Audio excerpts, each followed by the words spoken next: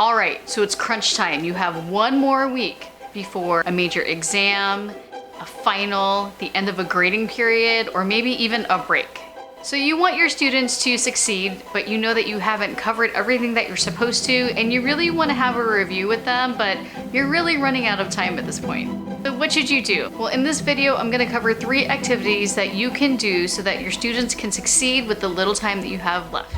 So the first thing that you should do when you're trying to prepare your students for some kind of major event like an exam or a test or a final is to actually see if you can take the test yourself. Now, I don't know if your final is something that you wrote or your professional learning community or PLC wrote, or if it's something from the district or some kind of summative assessment that comes with your curriculum. Either way, see if you can take the test yourself. Now, I always do this because number one, I want to see how much of a struggle it's going to be for my students, but also because in the past we've had test questions that are poorly worded, or even the answer key is incorrect, or there's just other inaccuracies on the test, and I want to catch them before the students actually take it.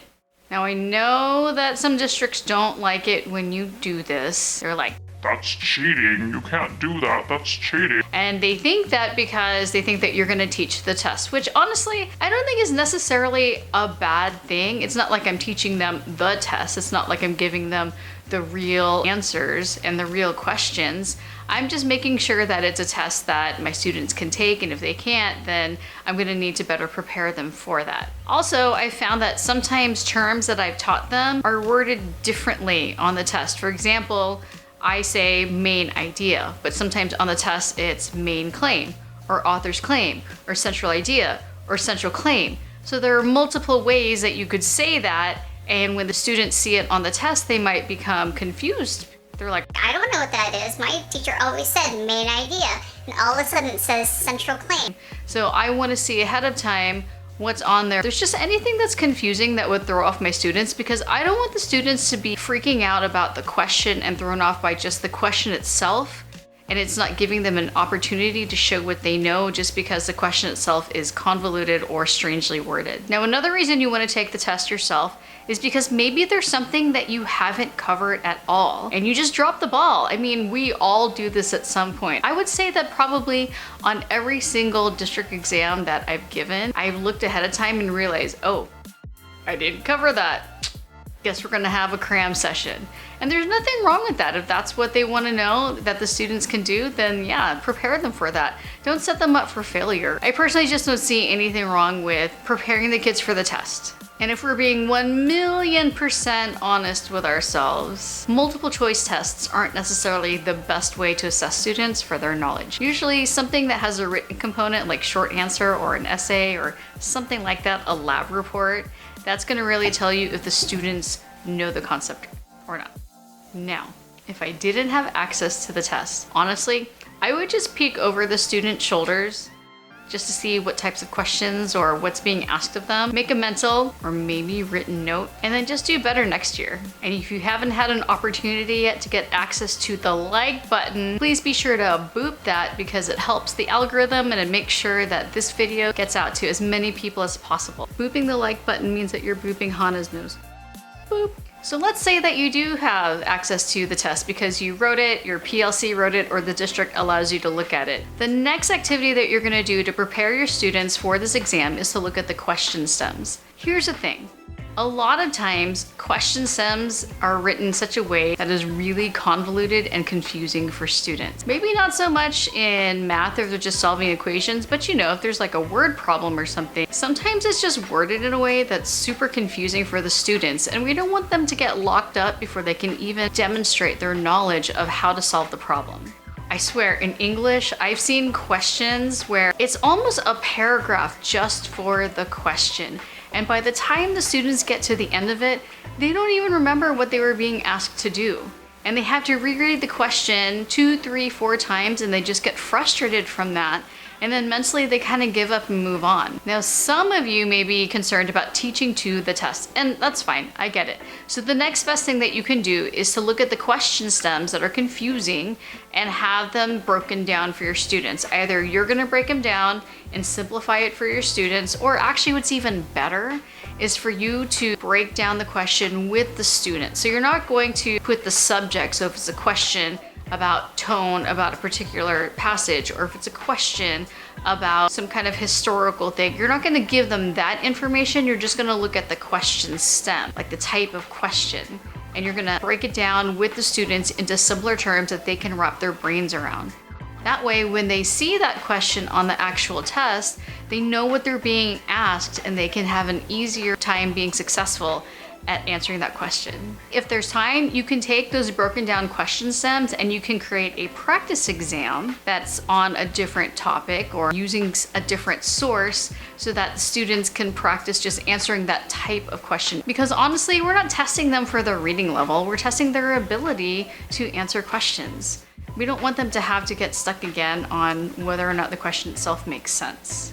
And one way also that you know that a test is not successful, meaning that the questions are confusing, or as I keep saying, Convoluted? is if everyone is getting that question wrong. We've actually had that happen in my district where everyone got a particular question wrong because the wording was just wonky. And by everyone, I mean like 80 to 90% of the kids in our district in that same grade got that question wrong just because it was a poorly worded question. So if you're like me and you listen to YouTube videos while you're driving, maybe this is a lot of information that you want to be able to write down, but you obviously can't do that right now. So I made a free guide for you that you can download so that you can have all of these tips on there and you can have it next to you while you plan to prepare your students for the next final.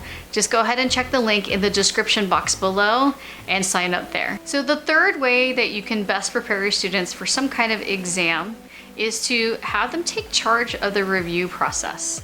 I think it's a great idea to give the students maybe question stems, definitely the standards or skills or concepts that they're going to be tested on, and have them create some kind of review. Now, there are multiple ways to do this. The first way that you can have them review together is to create a collaborative study guide. And a lot of times this works really well when it's a digital product. So you can use something like a Google Slides or Google Docs or something similar. If you're using Microsoft products, they have their equivalent. So what you can do is you can maybe create a template, and on each slide is a standard, and the students can just divvy up the slides in which standard that they're going to cover. And then you direct the students how much information you want on each slide. You just want them to do definitions that are associated with that skill or concept? Do you want them to demonstrate how to solve a problem or that type of problem? It's up to you if you want words or if you want images, or maybe you leave it up to them how in-depth that they want to make those slides to help them study. Another way that you can have the students create a review product is to create a practice test themselves. One of the best ways to do this is to give them the standard, or you can also give them a question stem or even a sample question just so they have something to model off of. And then they would create a question about that standard using that information. So you're helping them out.